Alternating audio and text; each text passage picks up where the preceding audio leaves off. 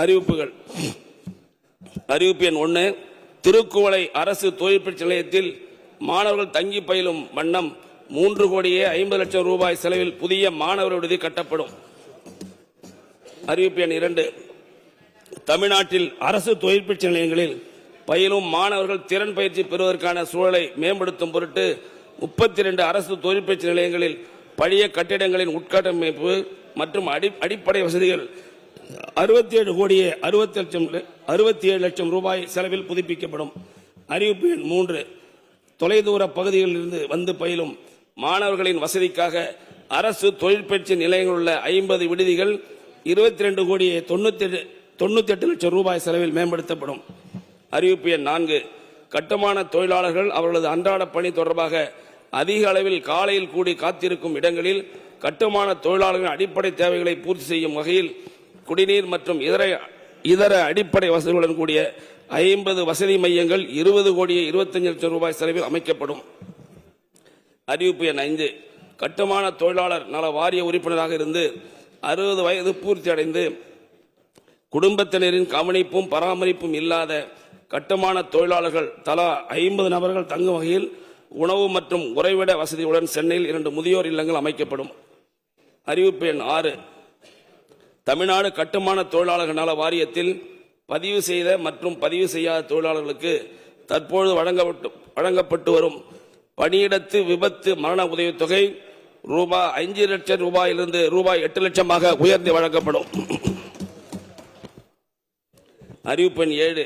தமிழ்நாடு கட்டுமான தொழிலாளர் நல வாரியத்தில் பதிவு செய்துள்ள கட்டுமான தொழிலாளர் குழந்தைகளுக்கு ஏற்கனவே வழங்கப்பட்டு வரும் கல்வி உதவித்தொகைகளோடு கூடுதலாக பேரவையின் அனுமதியுடன் அலுவல் நேரம் நீட்டிக்கப்படுகிறது. கல்வி உதவித்தொகைகளோடு கூடுதலாக செவிலியர் நர்சிங்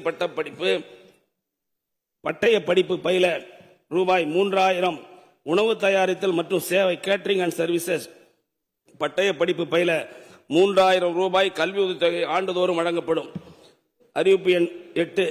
தமிழ்நாடு கட்டுமான தொழிலாளர் நல வாரியத்தில் பதிவு செய்துள்ள கட்டுமான தொழிலாளர் குழந்தைகளுக்கு முறையான பட்டப்படிப்பு, முறையான பட்ட மேற்படிப்பு, தொழிற்கல்வி பட்டப்படிப்பு மற்றும் தொழிற்கல்வி பட்ட மேற்படிப்பு போன்ற உயர்கல்வி பயில தற்பொழுது வழங்கப்பட்டு வரும் கல்வி உதவித்தொகை கூடுதலாக 1,000 ரூபாய் உயர்த்தி வழங்கப்படும்.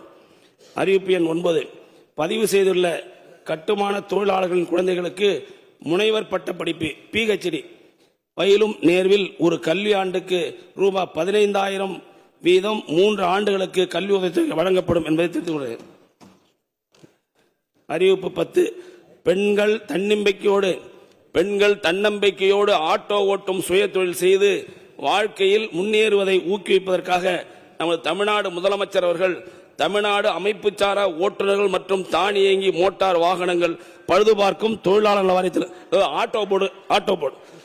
ஆட்டோ வாரியம் பழுதுபார்க்கும் தொழிலாளர் வாரியத்தில் பதிவு செய்துள்ள 1000 பெண்கள் திருநங்கைகள் ஓட்டுநர்களுக்கு சொந்தமாக ஆட்டோ வாகனம் வாங்கும் செலவினத்தில் தலா 1,00,000 ரூபாய் வழங்கப்படும் என்பதை மானியமாக வழங்கப்படும் என்பதை தெரிவித்துக் கொள்ள விரும்புகிறேன்.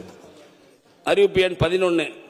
தமிழ்நாடு கட்டுமான தொழிலாளர்கள் நல வாரியத்தில் பதிவு பெற்ற தொழிலாளர்களின் திறனை மேம்படுத்த கட்டுமான வேலை, கம்பி வளைப்பு, தச்சு வேலை, மின்பணியாளர் வேலை, பிளம்பர் வேலை, வெல்டர், வர்ணம் பூசுதல், AC மெக்கானிக், கண்ணாடி அறுத்தல், சலவைக்கல் ஒட்டுதல் உள்ளிட்ட பல தொழில் இனங்களில் 7 நாட்கள் திறன் மேம்பாட்டு பயிற்சி அளிக்க நாளொன்றுக்கு 800 ரூபாய் ஊதியத்துடன் 50,000 தொழிலாளர்களுக்கு ரூபாய் 45 கோடி செலவில் 45,21,00,000 செலவில் வழங்கப்படும் என்பதை தெரிவித்துக் கொள்ள விரும்புகிறேன்.